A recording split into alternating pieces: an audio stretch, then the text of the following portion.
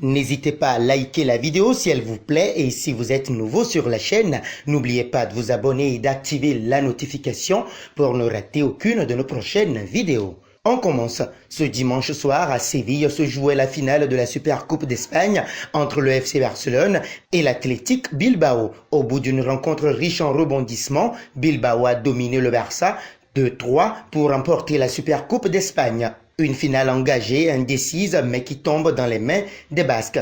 Après une première période assez terne, c'est l'attaquant français Griezmann qui ouvre le score sur la première véritable occasion nette du Barça en première période. Mais dans la foulée, les hommes de Koeman se faisaient surprendre par De Marcos. Au retour des vestiaires, Raúl Garcia pense donner l'avantage aux siens, mais c'était sans compter sur l'intervention de la VAR. Griezmann, encore lui, finira par s'offrir le doublé. Cependant, dans les tout derniers instants du temps réglementaire, les Basques parviendront encore à recoller grâce à Villalibre. 2-2 au bout des 90 minutes. Direction les prolongations. Et dès l'entame, Iñaki Williams, d'une magnifique frappe, vient nettoyer la lucarne de Ter Stegen. Score final 3-2. Bilbao remporte la deuxième Supercoupe d'Espagne de son histoire.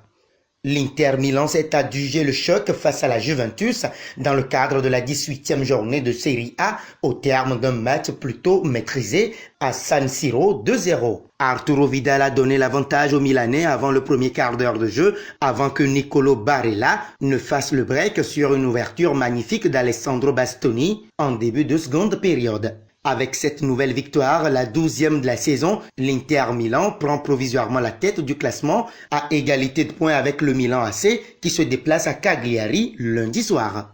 Après sa victoire en milieu de semaine face à Brighton, Manchester City a enchaîné ce dimanche face à Crystal Palace à l'occasion de la 19e journée de Premier League 4-0.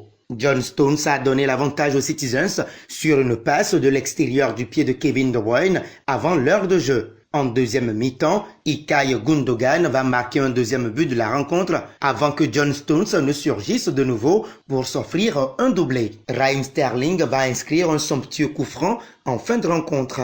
Une victoire qui permet à Pep Guardiola et ses hommes de prendre la deuxième place à seulement 2 points de Manchester United et avec un match en moins. Plus tôt, Liverpool et Manchester United se sont neutralisés dans le derby d'Angleterre. Le duel tant attendu a accouché d'un score nul et vierge. Le Bayern, de son côté, a dû s'employer pour battre la modeste formation, grâce notamment à Lewandowski et Thomas Müller 2-1.